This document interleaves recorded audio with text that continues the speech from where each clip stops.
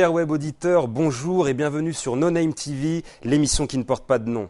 Je vous accueille aujourd'hui au bureau de la dissidence pour un lever de rideau sur l'état des lieux de nos scènes artistiques françaises, plus particulièrement celles dont les vibrations ont pour ambition de nous faire rire. Rire à perdre haleine, mais de l'humour à la haine, il n'y aurait qu'un pas, selon un cercle de liberté d'expression tracé au compas, réglé par un autre cercle d'amis, celui-là, un cercle d'amis qui fait trépasser tous ceux qui lui préfèrent les rectangles de la scène et ne comprenant pas que l'on arrondisse les limites de la liberté d'expression.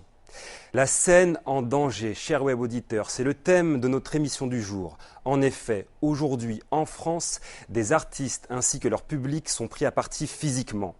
D'autres sont contraints de jouer dans un bus suite aux annulations illégales de leurs spectacles. Des écrivains aussi, nous invitant à comprendre le pire, voient leurs best-sellers relégués et dissimulés derrière le dernier Marc Lévy. C'est en France, oui, que tout cela se passe, et devant ces graves atteintes à la liberté d'expression, les acteurs du siècle des Lumières doivent se retourner dans leur tombe et constater que dans le siècle de l'électricité, la lumière s'est éteinte. Sans lumière, c'est la mort. Alors, chers web auditeurs, rallumons cette lumière, car ici, au bureau de la dissidence, on aimerait voir l'humour désarmer la mort, faire taire les armes, bruyantes donc sourdes, et par l'amour des mots, laissons libres des artistes incarner les bons comme les mauvais mots de notre société. Et parce qu'en France, il y a encore un peu de justice, il y a de l'espoir. Et puisque l'espoir fait vivre, vivons, chers web auditeurs, un moment unique avec un invité exceptionnel. Mais qui pouvait incarner le courage, le talent et la scène en danger? Voici quelques indices. Si Malcolm X était un humoriste, il porterait le nom de notre invité.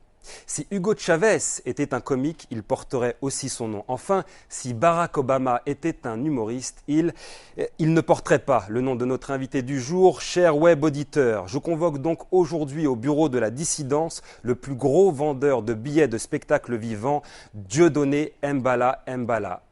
Dieudonné, bonjour. Bonjour Baran. Veuillez, s'il vous plaît, décliner votre identité, date, lieu de naissance et nationalité. Alors, Dieudonné Mbala Mbala. Donc je suis né le 11 février 1966 à Fontenay-aux-Roses, en banlieue parisienne.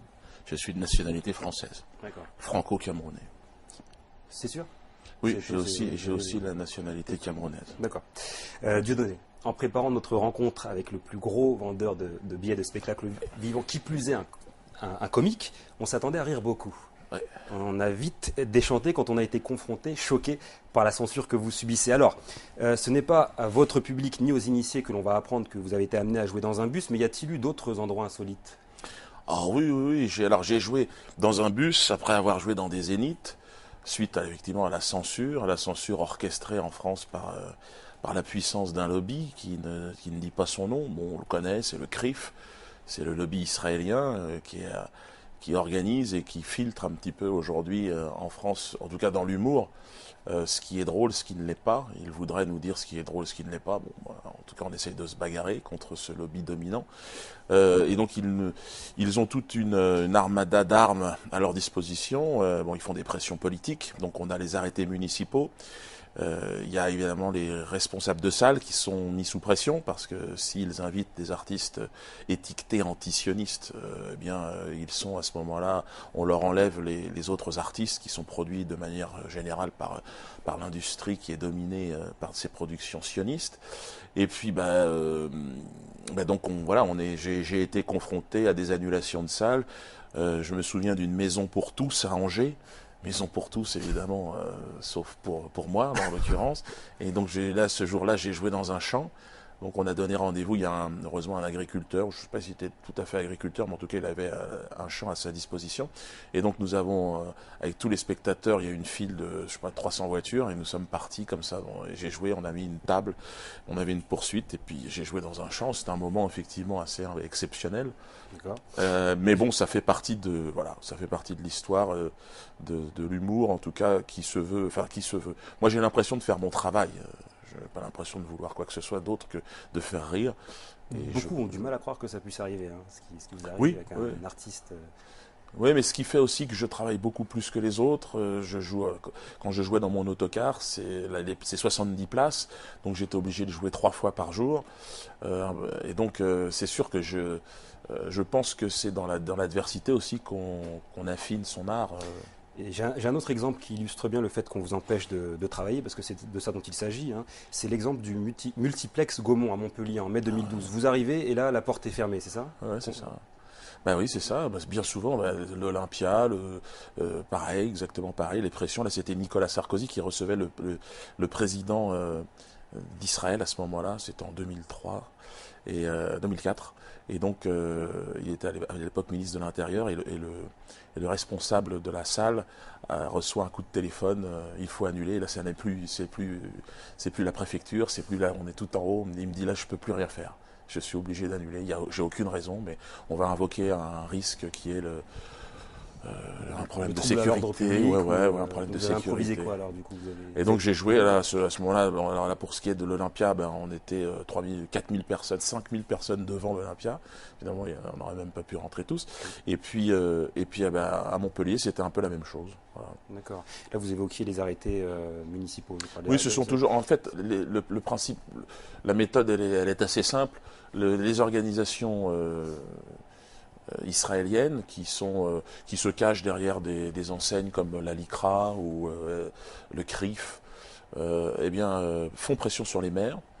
Bien souvent, ils ont des leviers politiques, des leviers économiques qui leur permettent de mettre les élus dans des situations, des postures un peu délicates, ce qui fait que ils se disent on annule. Alors ils cherchent des prétextes. Des prétextes. Mais alors au niveau du levier juridique là justement, on sait que plusieurs personnes vous ont tourné le dos, mais la justice, elle est de votre côté. Alors à chaque fois, toute la difficulté, c'est que lorsqu'un maire fait donc sous la pression donc de ces organisations fait un arrêté.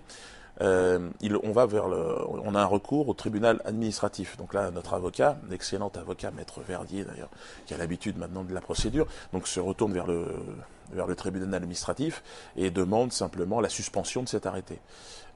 Et donc on l'obtient. Qui se fait dans la foulée. On l'obtient, mais alors là, il faut que ça soit dans un délai. C'est pour ça que souvent l'arrêté tombe 12 heures avant. Et donc on a encore la possibilité.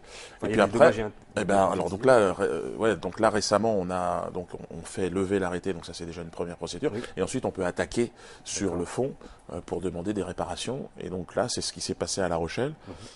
Et où là, on a fait condamner la ville de La Rochelle à pas loin de 50 000 euros. C'était pas la seule. En fait, oui, il y en a eu quelques-unes, mais là, c'est en fait les actions sur le fond sont jugées maintenant. D'accord. Parce que ça prend un certain temps. Quand même. Alors j'évoquais le fait que des personnes vous ont tourné le dos, et lorsqu'on écoute ce qui se dit sur vous à la télé, on voit que vous incarnez parfaitement le oui mais. À ce titre, je vous propose à vous et à nos chers web auditeurs de regarder quelques extraits. Moi, je trouve navrant qu'un artiste qui par ailleurs peut avoir du talent, sombre dans un tel naufrage et soit amené à une diatribe qu'on n'a pas entendue, en tout cas avec cette virulence depuis, je sais pas, 1934 peut-être dans beaucoup de pays d'Europe. Franchement, moi, Dieudonné, je vais te dire un truc. Moi, en tant qu'artiste, franchement, j'ai comme tout le monde, quoi. Le mec, il est drôle, il est brillant et tout. Mais là, je me demande s'il n'a pas confondu combat et fond de commerce. Moi, j'aime beaucoup Dieudonné, mais on dit toujours qu'on peut rire de tout, mais pas avec n'importe qui. Et je crois qu'il a fait une petite erreur là-dessus. Mais en tout cas, je pense que c'est de loin le meilleur. Je trouve qu'il avait, et il a sans doute, beaucoup de talent. C'est un des meilleurs. Ben oui. Oh, c'est très compliqué cette histoire, parce que il est infréquentable maintenant. Même si c'est un des types qui me fait le plus rire, je pense même que c'est un des meilleurs, si ce n'est le meilleur dans son genre. C'est un gâchis affreux. Et je lui dis, je te demande juste une chose pour faire le film, est-ce que tu es antisémite ou est-ce que tu l'es pas? Et il n'a pas été capable de me répondre, mais il m'a dit, c'est plus compliqué que ça. Je lui dis, alors laisse tomber, on se voit plus et tout, tu feras pas le film avec moi. Juste qu'il serait dans une autre époque, il ne sera pas fait taper dessus comme il l'a fait. Maintenant, ce qu'il y a fondamentalement derrière ce qu'il est en train de penser aujourd'hui et ce qu'il cultive aujourd'hui, effectivement, c'est très contestable et je ne le trouve pas fréquentable, d'ailleurs, je ne le fréquente plus. C'est le meilleur d'entre nous. Il a les couilles de dire ce qu'on pense. Alors, moi je vous trouve, vous le savez bien, je vous ai toujours trouvé très drôle et en plus très bon comédien. Et je suis un peu désolé, pour vous dire la vérité, je vous parle amicalement, je suis un peu désolé de vous voir vous enfoncer là-dedans, parce que c'est peut-être la dernière fois que je vous invite, Diodo. Si je ne suis plus invité, je ne serai plus invité. Mais je ne peux pas aller contre ma conscience et contre ma dignité. Je ne peux pas. J'ai une dignité et j'ai une conscience. Donc, c'est le meilleur, c'est le plus fort, le plus talentueux, mais quoi alors, Dieudonné? C'est drôle de toute façon de retrouver ces images parce que c'est vrai que moi j'ai 46 ans, je le rappelais tout à l'heure, et c'est tout un cheminement qui m'ont amené aujourd'hui effectivement à jouer dans des bus, mais à retourner aujourd'hui encore dans des zéniths. Le chemin artistique est un chemin semé d'embûches, et là je me retrouve aujourd'hui dans cette situation. Je ne l'ai pas réellement cherché, les choses se font comme ça assez naturellement. Moi j'ai toujours continué à travailler et essayer de trouver ce qu'il y avait de plus drôle, ce qui me faisait rire en tout cas. De ces réactions, je remarque que la plupart sont aujourd'hui dans une situation artistique, un chemin artistique laborieux. Bon, alors peut-être que j'ai raté mon insertion dans l'univers du show business, mais ça n'a jamais été un objectif. Quand j'entends Bruno Solo me dire Dieudonné, antisémite, est-ce que j'ai pu te répondre? Justement, c'était ça, ça s'est vraiment passé comme ça, parce qu'il est vraiment venu vous demander, Dieudonné, êtes-vous antisémite? Non, mais il a romancé un petit peu les choses. J'étais prévu sur son film, et puis il y avait des pressions. Lui tenait à ce que je participe. Moi, d'ailleurs, j'étais pas forcément, je n'avais pas dit oui, d'ailleurs, je me souviens. Et puis, je sentais qu'il y avait des pressions. On avait fait une lecture, et puis là, il m'a expliqué que autour de l'antisémitisme, c'est lui-même qui m'avait, Bruno Solo, je me souviens, il m'avait dit qu'il y avait un antisémitisme d'extrême droite, d'extrême gauche. C'est lui qui avait développé cela, et bon, je lui avais dit que je ne me sentais pas concerné par tout cela, ni par l'antisémitisme, ni par le judaïsme. Tout cela me paraissait les deux faces d'une même pièce qui ne me concernait absolument pas. Donc voilà, je suis ni juif ni antisémite, et j'ai le droit d'exister. D'accord. Vous avez remarqué que vous avez la cote avec Clara Morgan. Oui, j'ai vu. Vous l'aviez déjà vu cette fois? Oui, on m'en avait parlé. Je ne l'avais pas vu, mais on m'en avait parlé. Je n'avais pas vu cette. Bon, c'était. Alors, au-delà des attaques et des commentaires des uns et des autres, je rappelle que ce qui nous a le plus choqué, ce sont les obstacles que vous avez à surmonter pour monter sur scène. J'ai essayé d'illustrer votre situation par ce tableau.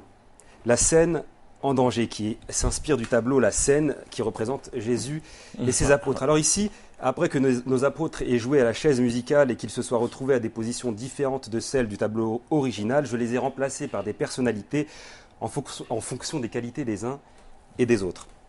Alors donc, juste en dessous du soleil, le patron, c'est vous.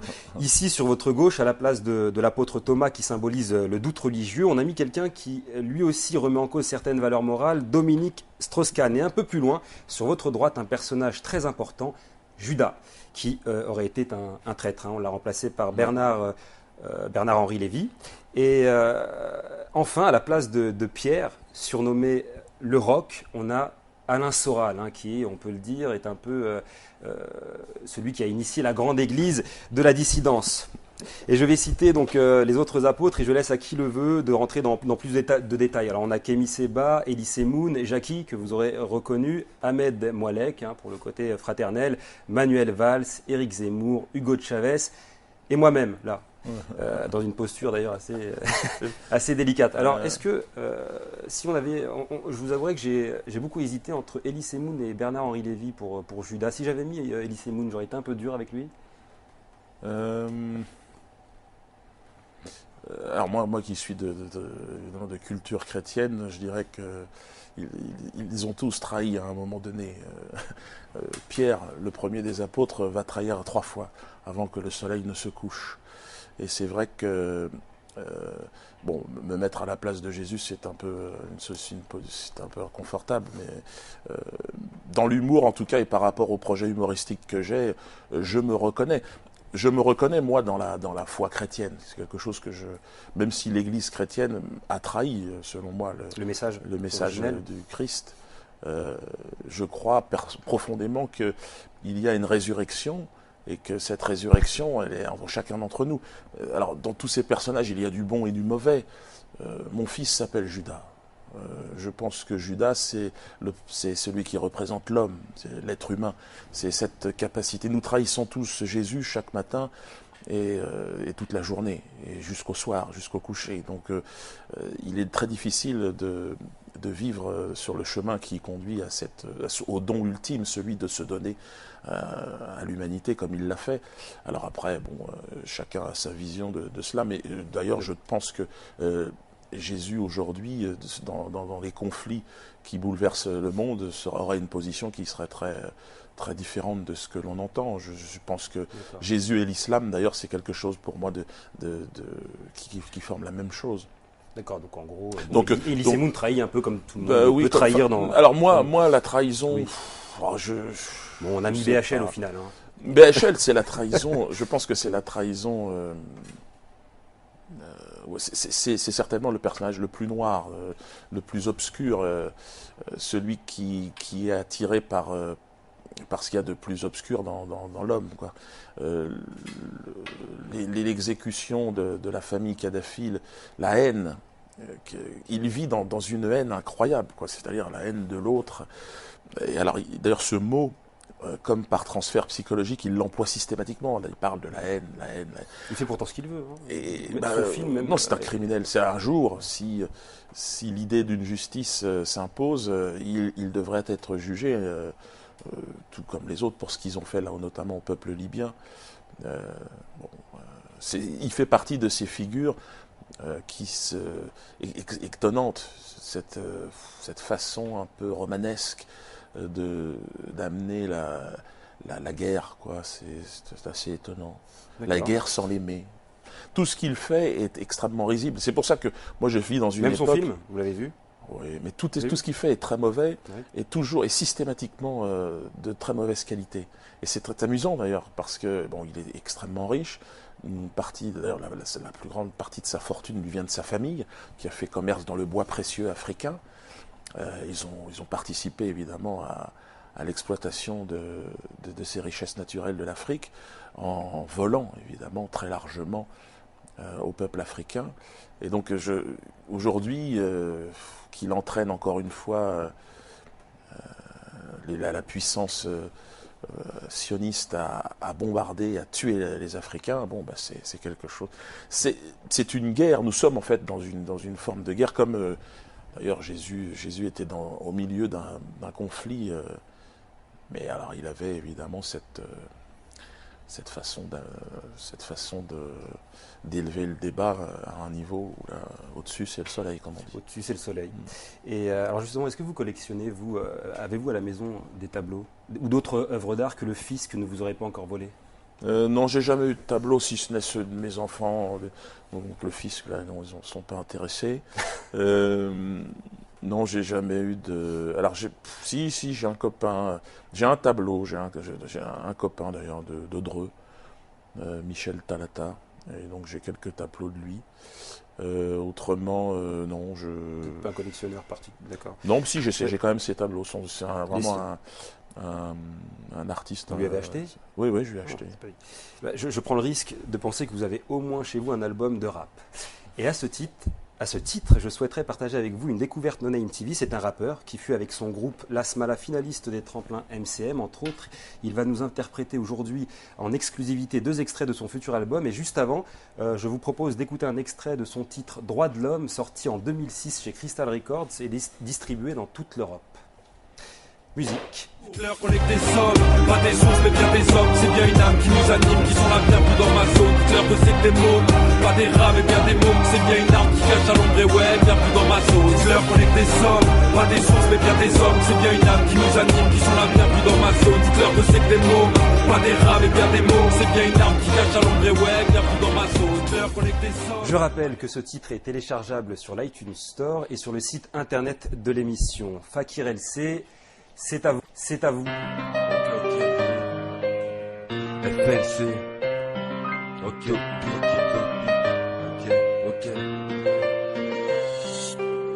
Il y a longtemps que j'ai cessé d'être un autre. Autrement dit, on laisse derrière, on passe à d'autres rêves.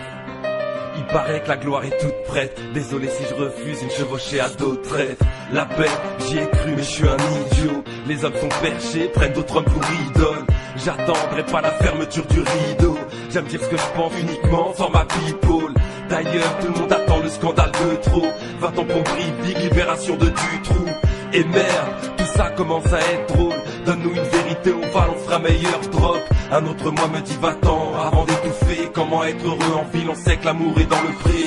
Non, plus sérieusement, le monde comment ça va? Tes vieux démons de 45, comment ça se voit? C'est en toute paix que je vous expose ma vision du monde. Je préférais donner la vie que la reprendre évidemment.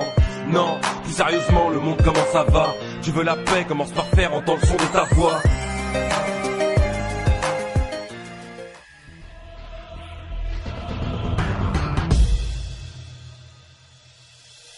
Ce ne sont que quelques mots sur des images. Ok, coupe le son car ce qu'on entend il ferait plus que leur grimace. Ce ne sont que quelques mots sur des images, quelques fragments de victimes pour un flagrant délit de rage. Peut-être c'est ce qui nous laisse en héritage. Peut-être que leur violence m'effraie car ma seule arme est lyricale. Ce ne sont que quelques mots sur des images dramatiques et l'avenir dramatique et ce virage. Ce ne sont que quelques mots sur des images. Et quand la mort s'empile, collatéral et le dommage. Peut-être que leur trêve a deux visages. Et qu'en destruction il y a juste un problème d'atterrissage. Ce ne sont que quelques mots sur des images recouvertes d'un voile de soie. La finance nous des visages. Ce ne sont que quelques mots sur des images. Dites-moi comment fuir quand mon cœur est ancré dans ce paysage.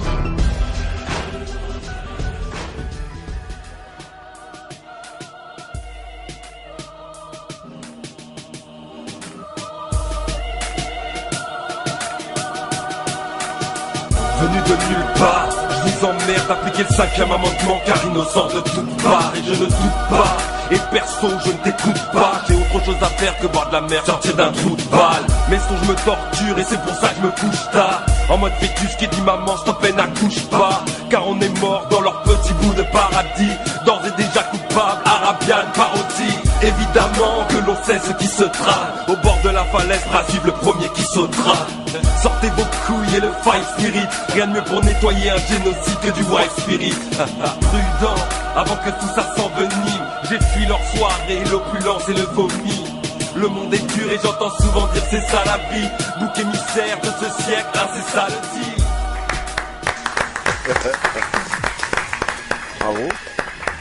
Dieudonné, on vient d'écouter une forme d'expression artistique, le rap, qui emploie parfois le langage parlé.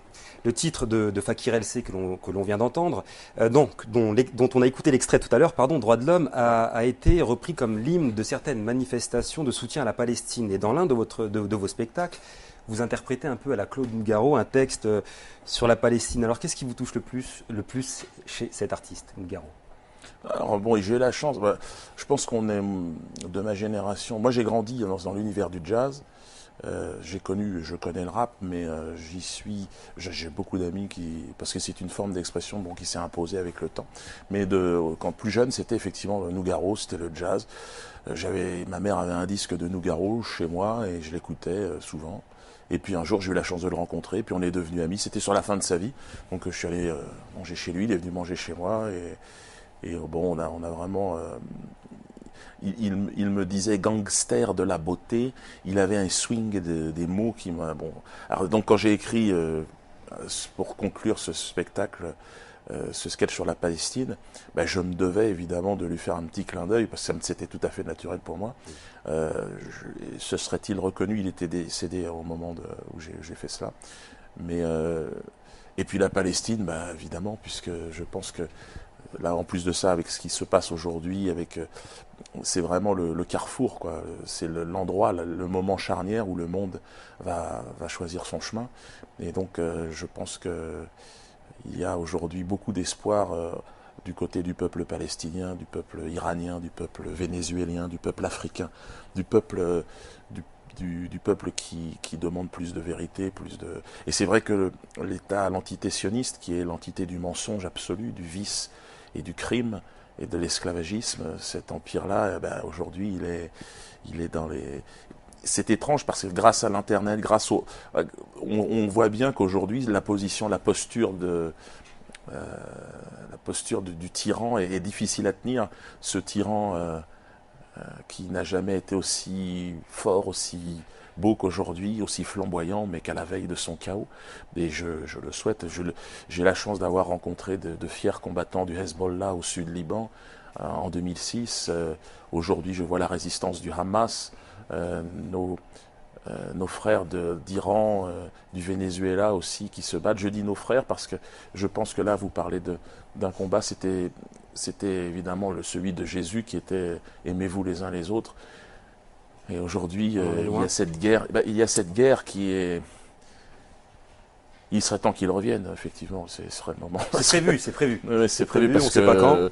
Et je pense que de toute façon, il sera forcément du côté des plus humbles d'entre nous.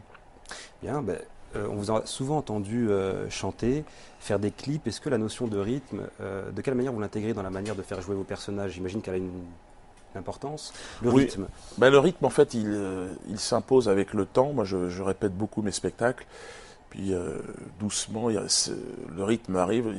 Ça ressemble beaucoup à du jazz ou du rap d'ailleurs. Je pense qu'il y a cette façon de trouver à un moment donné le rythme juste, celui où l'expression est la plus claire.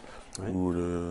Parce qu'aujourd'hui, le stand-up est une forme assez répandue sur la scène comique française. Vous situez où par rapport à ce style? Comment pourrait-on décrire votre travail de mise en scène?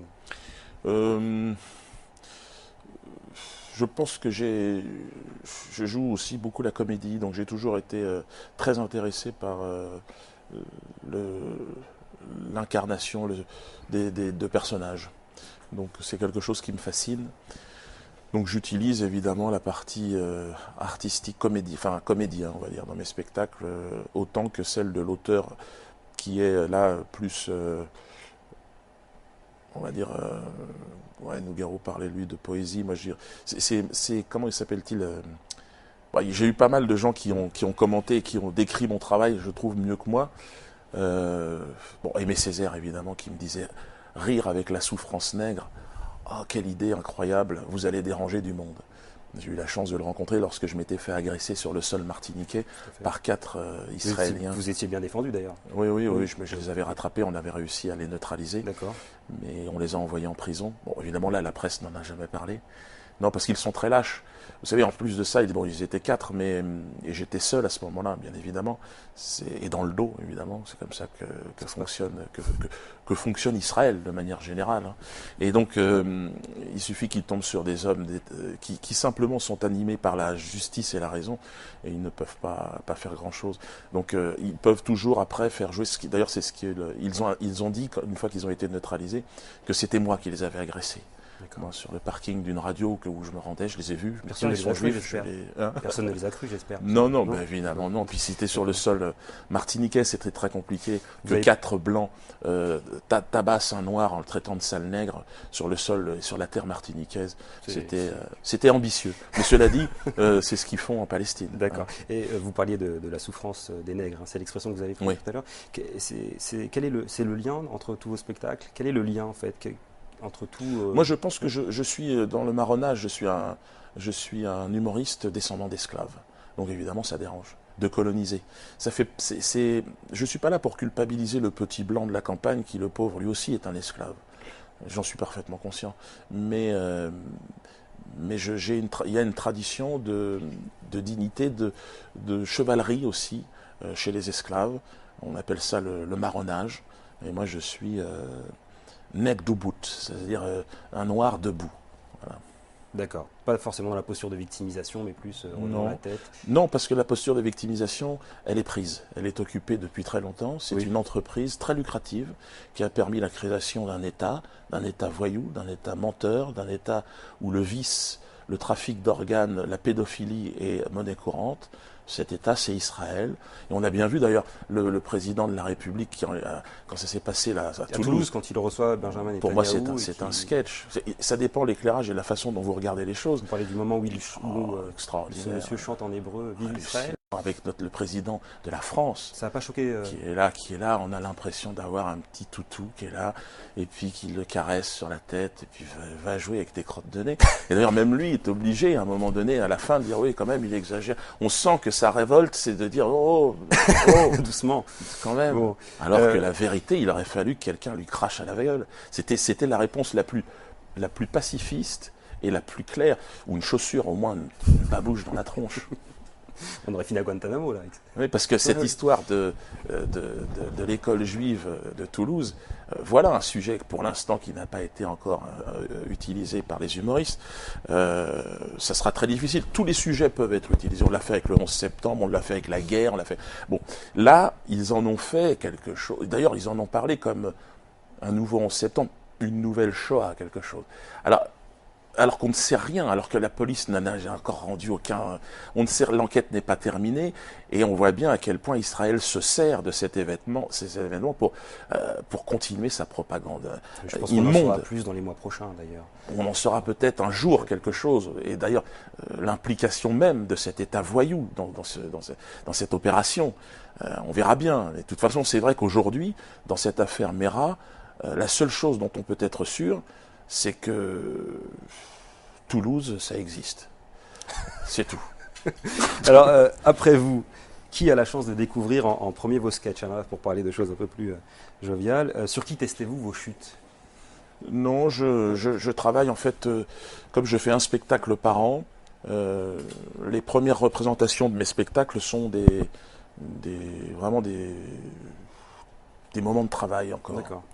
Et alors ceux qui viennent, je les préviens toujours, mais ils sont contents de venir et puis ils reviennent souvent quelques mois plus tard. Et puis bon, là c'est vrai que le spectacle est beaucoup plus affûté. Ouais. Ouais. On a parlé de musique, de rythme, on a entendu donc une voix tout à l'heure. On peut dire que sans texte, il ne pourrait pas y avoir tout ça. Et on peut imaginer par là que la musicalité est d'abord dans le texte. Et parmi les écrivains français, s'il y en a bien un qui a su faire chanter les lettres, c'est Louis-Ferdinand Céline, un écrivain qui est rentré dans l'histoire de la littérature française, ou plutôt qui a fait rentrer la littérature française dans l'histoire.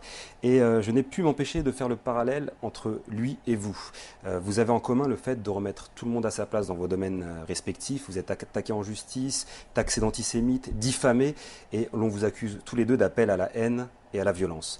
J'aimerais que l'on écoute un passage d'une interview de Céline où on lui demande s'il a conscience de sa violence. Image.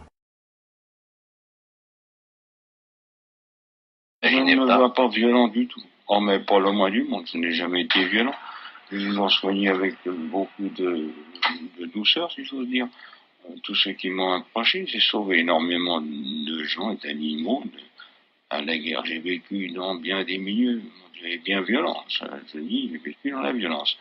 Mais moi-même, je ne la veux absolument pas. Et les livres très fâcheux que j'ai pu écrire étaient faits justement contre la violence. Je sentais une guerre venir et je dénonçais les motifs de la guerre et les suites. L'histoire m'a donné raison, mais pas les hommes. Dieudonné, on vous accuse d'appel à la haine et à la violence. Parfois, vous répondez quoi?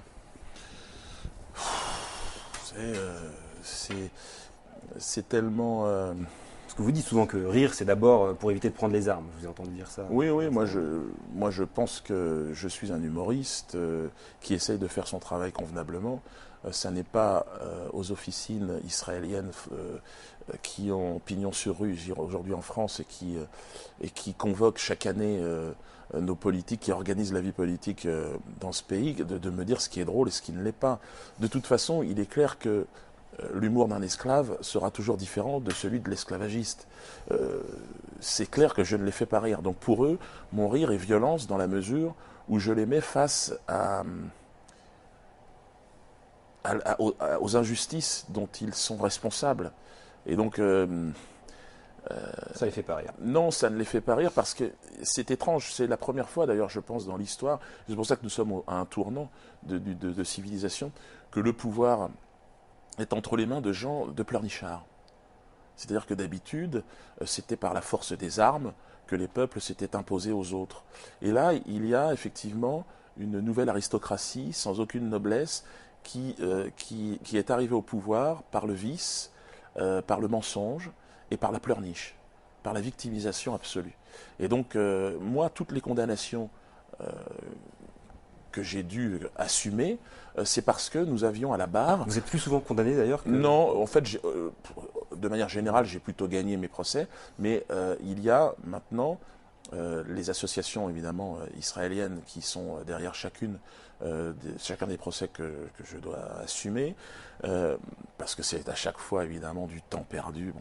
Mais il y a tout le temps ces associations qui viennent pleurer. Et c'est au nom des victimes de la dernière guerre mondiale, des victimes juives, que je suis condamné. C'est-à-dire qu'il y a une entreprise, une industrie de l'Holocauste qui génère encore énormément de profits. C'est-à-dire qu'ils demandent en plus à être rémunérés, ils demandent à être payés systématiquement. L'argent étant évidemment... Et là, ça coûte cher? Là, la dernière fois, c'est 20 000 euros. Je suis condamné à 20 000 euros au nom de la souffrance, au nom de la pleurniche internationale. Par rapport à un clip, une chanson, c'était... Chaud Ananas. Chaud Ananas. Qui est quand même une chanson. Ça coûte cher le clip? Vous vous rendez compte? C'est-à-dire que je suis condamné, moi, pour Chaud Ananas. Et de l'autre côté, évidemment, vous avez des gens comme Roman Polanski, dont le ministre de la Culture de ce pays nous dit que non seulement il est accueilli à bras ouverts et on lui offre tous les budgets de la République pour réaliser ses projets. Alors, de temps en temps, je me dis effectivement, j'aurais dû droguer une jeune fille et la sodomiser en direct à la télévision. Peut-être qu'on aurait trouvé ça drôle. Alors, je vous ai posé. Et on m'aurait trouvé talentueux. Peut-être. Je vous ai posé. Alors là, je vous aurais placé à la place de DSK, du coup. On aurait changé un peu les rôles. Alors, je vous ai posé la question. Polanski, d'ailleurs, c'est un petit peu, si vous voulez, une certaine façon d'aborder aussi la communication, une certaine façon de voir les choses et de voir le monde. Mais moi, je pense que leur maladie, elle vient aussi du fait qu'ils eux-mêmes sont arrivés à un degré de folie où ils se croient absolument tout permis. Et je ne pense pas que... Finalement, moi, je préfère voir effectivement ce genre d'individus se retourner, essayer de comprendre, parce que qu'est-ce qui les a amenés à être comme ils le sont aujourd'hui? Il a écrit un livre, je n'ai pas lu, mais... Je suis très inquiet. Parce que j'ai entendu qu'ils avaient négocié, là, elle va toucher 4 millions. Je suis très content. D'accord, je ne savais pas. Je crois qu'elle va toucher près de 5 millions d'euros. Je trouve ça bien pour elle, parce que, bon, c'est terrible ce qui lui est arrivé, mais bon, sa vie va changer, et je sais que j'ai entendu plein de choses, puis elle est critiquée pour avoir... Moi, personnellement, je pense que c'est bien. Alors l'argent, évidemment, c'est quelque chose, c'est un serpent, mais je pense qu'elle mérite aujourd'hui d'avoir une autre vie, parce que ça a dû être très très difficile pour elle. Là, j'ai vu, même, parce qu'évidemment, le malin, les avocats de Strauss-Kahn sont allés jusqu'en Afrique pour trouver des... C'est vraiment absolument ignoble. Hein. C'est difficile de voir clair dans cette affaire, quand même. Oh, c'est très simple. Je veux dire, elle s'est fait violer de manière... Pour moi, c'est une évidence absolue. Et puis... Et puis lui-même, je veux dire, si aujourd'hui il paye, il paye, pourquoi faire? S'il ne l'avait pas violée, il ne paierait pas. Non, mais je pense qu'il sait ce qu'il a fait. Alors après, pour lui, dans sa conscience, est-ce que c'est un viol? Est-ce que ça n'est pas une conscience? A-t-il une conscience? Comment ça se passe? Je vous ai posé la question sur la violence tout à l'heure, parce que malgré votre non-violence, vos spectacles sont accueillis par parfois 200 CRS, ou alors on peut voir vous et votre public être expulsés d'une salle de spectacle. Alors est-ce que parfois vous culpabilisez de la violence de vos adversaires qui finit par toucher votre public? Non, ils n'ont jamais, le public n'a jamais été... Il y avait une jeune fille, Oui, une jeune fille, c'était effectivement au tout début, c'est la seule fois où il y a eu, c'est une jeune Marocaine qui était là au spectacle et qui a reçu un gaz lacrymogène lancé par la LDJ, qui n'est pas... Voilà Manuel Valls, là, qui laisse ce genre d'organisation agir encore en France. Et effectivement, ils ont même poignardé un commissaire de police dans une manifestation. Bon, c'est la démonstration, s'il était encore besoin de le prouver, qu'il y a effectivement, nous sommes aujourd'hui sous domination de ce lobby israélien, de ce lobby sioniste. On le voit, le dîner annuel du CRIF, c'est la grande messe abjecte. Là, j'ai vu que quand vous dites on le voit, il faut... Dans l'esprit, ça paraît pas... Oui, les gens ne sont pas encore informés. Doucement, les gens s'informent et ils voient... Voilà, le pouvoir a du mal, parce qu'évidemment, à s'afficher, à s'assumer. Il s'assume maintenant un peu plus, on le voit. Bon, la guerre entre Copé et Fillon, c'est l'expression même, si vous voulez, de... Fillon parle d'une mafia.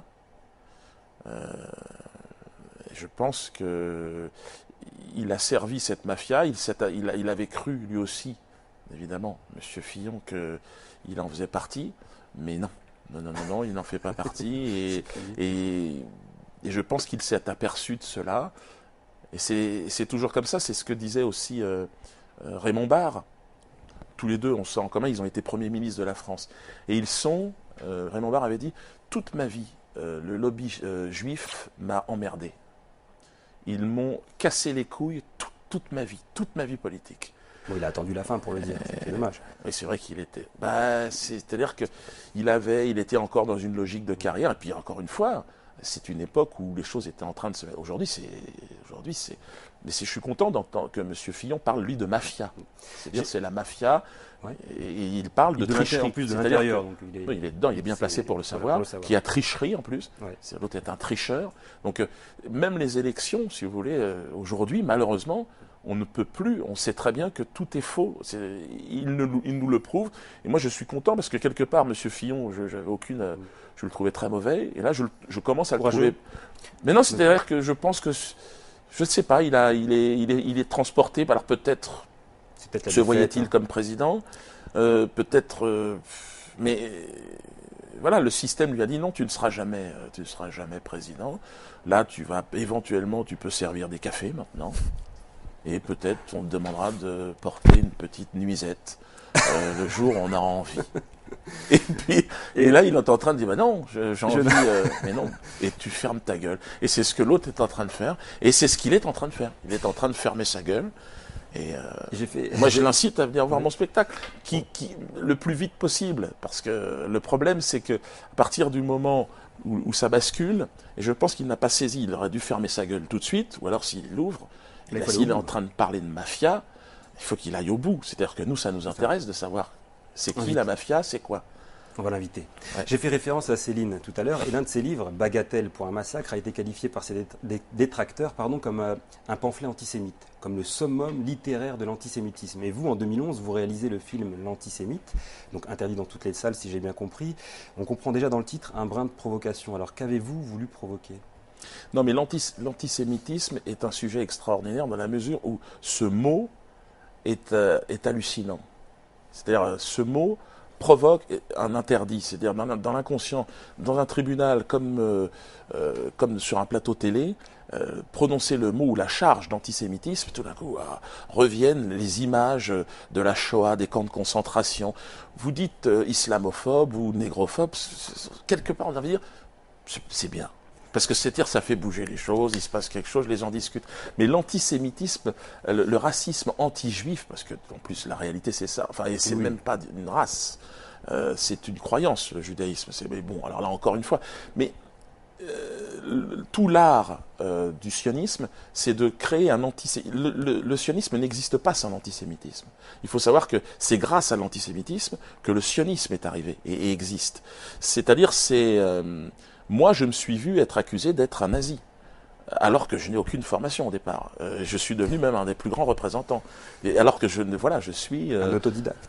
Voilà, formé sur le tas, sur les balafons et du zouk. Donc, je veux dire, c'est sûr que j'ai un parcours qui est... c'est pour ça que lorsqu'on aborde cette question de l'antisémitisme, l'antisémitisme est quelque chose d'extraordinaire parce que c'est très difficile de le définir. Qu'est-ce que c'est ? Et si on devait définir l'antisémite aujourd'hui, un antisémite, je ferais partie certainement des 10 antisémites français. Les plus grands. Des plus grands. J'en profite pour rappeler que votre dernier film, Métastase, est sorti en septembre 2012. Alors quel est le lien que vous faites entre la scène et le cinéma ? Moi, c'est l'Iran qui m'a donné envie de faire c'est le cinéma iranien qui m'a amené à faire du cinéma. Un film, une rencontre Ouais, c'est-à-dire que j'ai été membre d'un jury de court-métrage à Téhéran, et puis j'ai vu tout un tas de jeunes artistes, réalisateurs, et je me suis dit qu'en fait, le problème ici, c'est que comme l'industrie du cinéma, l'hollywoodisme, on va dire, est complètement entre les mains du cinéma sioniste, c'est-à-dire que de toute façon, il suffit de regarder les films. Le méchant, c'est le méchant arabe, le méchant noir maintenant. Enfin, maintenant, ils ont de plus en plus le chinois, ouais, le russe, et toujours le gentil juif qui ami et copain des plus humbles et qui va trouver la solution pour sauver le monde. Et ça, c'est quand même incroyable quand on regarde ces films-là. On dit mais comment ça se fait que c'est toujours il n'y a pas un gentil Eh ben, c'est parce que les producteurs sont juifs. C'est d'ailleurs Woody Allen qui dit les Oscars, c'est la plus grande fête juive des États-Unis. Wow. Oui, mais c'est-à-dire que c'est pas moi qui le dis, c'est lui. Et c'est vrai que c'est étonnant. Et ça n'est pas être antisémite de dire ça. C'est que les Juifs ont droit à un cinéma s'ils veulent, s'ils se reconnaissent dans cette communauté, on va dire, religieuse. Mais nous avons le droit, nous qui ne sommes pas juifs, à avoir aussi notre cinéma. Or, le cinéma qui n'est pas juif est un cinéma qui est vu comme antisémite. Et alors, lorsqu'un jeune Iranien veut réussir un film et être vu à Hollywood, il faut qu'il soit critique sur la société, enfin sur la politique iranienne. Et là, tout de suite, il est récupéré, il devient un génie, on lui donne un Oscar. Les Oscars, c'est comme les prix Nobel, c'est de la merde. C'est-à-dire, c'est quelque chose, c'est un titre de collaboration. Et pour moi, la pire des insultes, ce serait d'être nominé à un César, un Oscar ou une merde dans ce genre-là. La Légion d'honneur. Parce que la Légion d'honneur, c'est ça. C'est-à-dire que là, on vous agrafe. Un pins. Voilà, c'est ça, un pins, esclave docile de maison. Et moi, je n'en veux pas, évidemment. Et j'espère, ça serait la plus grande insulte. Évidemment, je le refuserai. De toute façon, je n'en aurai pas. Mais je serai là pour vérifier. Oui, ne vous inquiétez pas. Dieudonné, je ne vais pas vous demander de choisir entre le cinéma et la scène, mais je vous propose à vous et à nos chers web auditeurs de passer au moment du choix.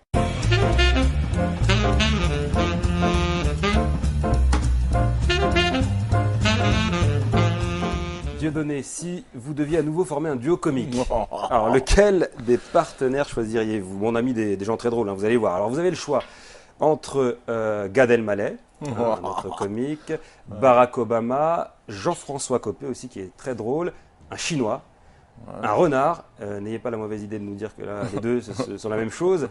On a mis aussi Félix Baumgartner pour sa tentative de suicide la plus chère de l'histoire, Bernard-Henri Lévy, Roselyne Bachelot et moi-même déguisé en colon israélien. Alors, il y en a que vous avez déjà fait.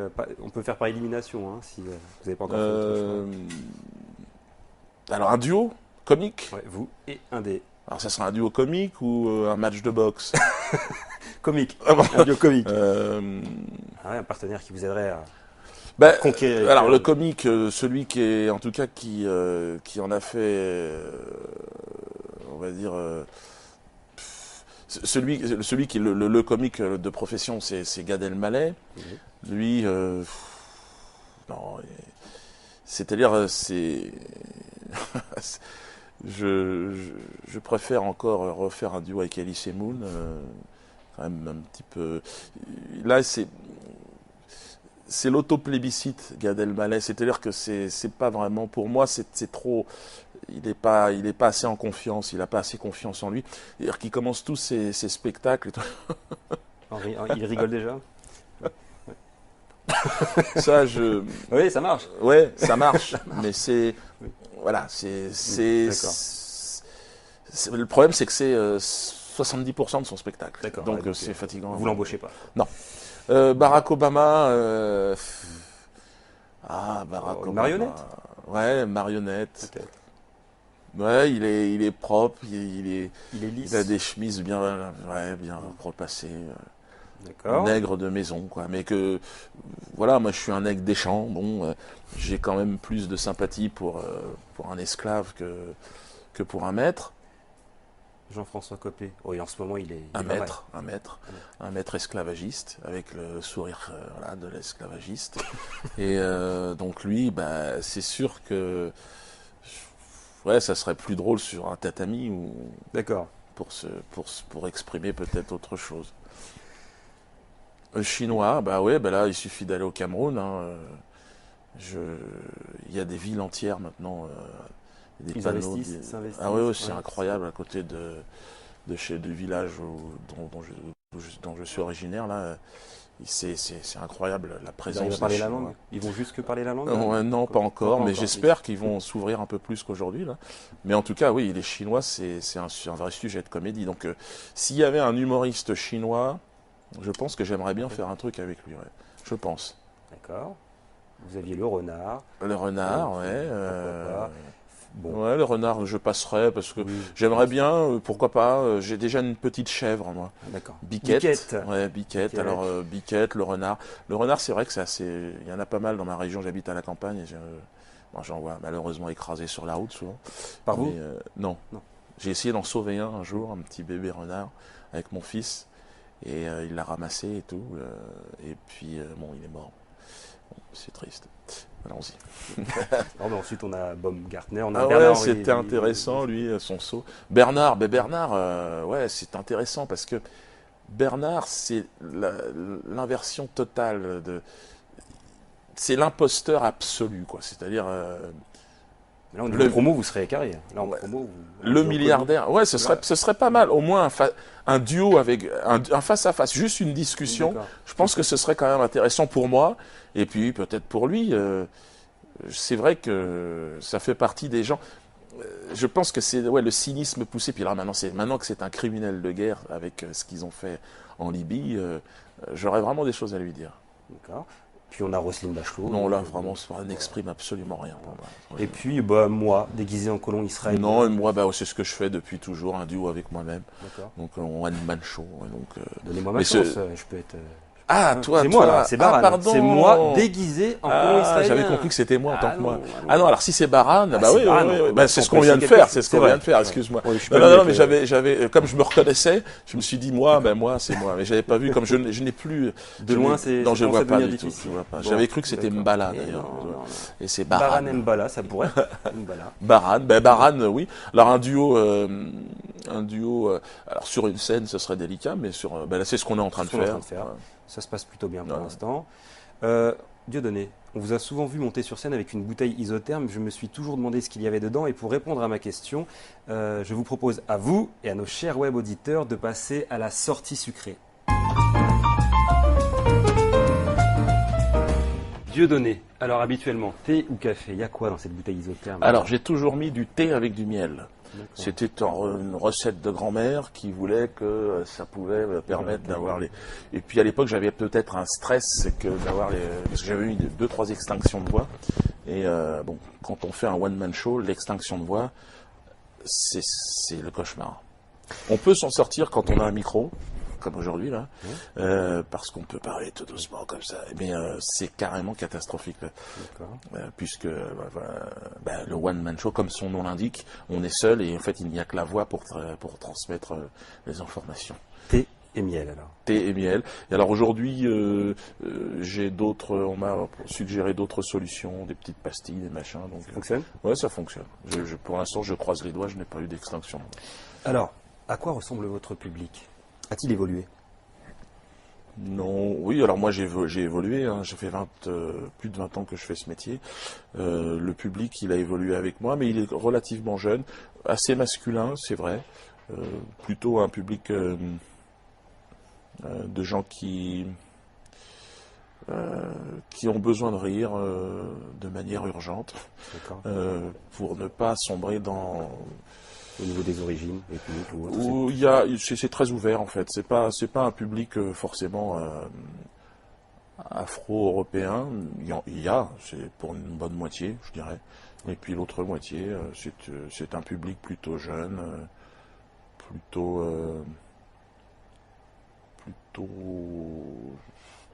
qui s'interrogent en tout cas, beaucoup de jeunes gens qui s'interrogent et qui ressentent une certaine injustice dans cette société, puis qui trouvent que l'humour c'est une façon aussi de transcender un sentiment d'injustice. C'est votre moteur dans les moments difficiles? Moi, en tout cas, c'est ma religion. Hein. C'est quasiment ma religion. Si je devais en trouver une aujourd'hui, c'est la distance. C'est trouver le maximum de distance. Et le rire permet de relativiser beaucoup les situations les plus délicates. Alors, il y a des situations désespérées où c'est toujours délicat d'amener du rire, mais de manière générale, et on a eu des grandes leçons. Là, récemment, il y a un jeune homme qui avait le cancer, qui a le cancer, et qui, Romain, il s'appelle, il est suisse. Il est venu, on l'a invité, parce que mon dernier film est sur le cancer.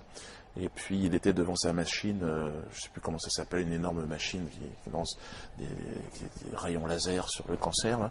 Et il était devant sa machine, il faisait une petite quenelle, comme ça.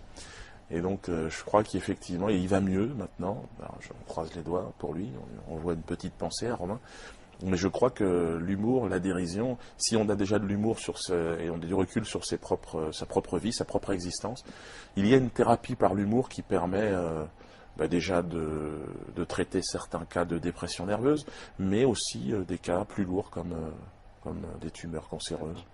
Vous avez évoqué la religion, c'est un thème que vous abordez. De ce point de vue-là, de votre spiritualité, avez-vous évolué? Avez-vous déjà le temps de vous poser des questions existentielles? Et si oui, quelles réponses vous donnez-vous? À part le rire. Oui, moi je vous ai dit, en fait, je suis un esprit libre parce que pour faire rire, il faut être un peu un aventurier. Hein. On voyage dans cette société, on essaye de trouver les tabous les plus croustillants pour pouvoir s'amuser et jongler avec.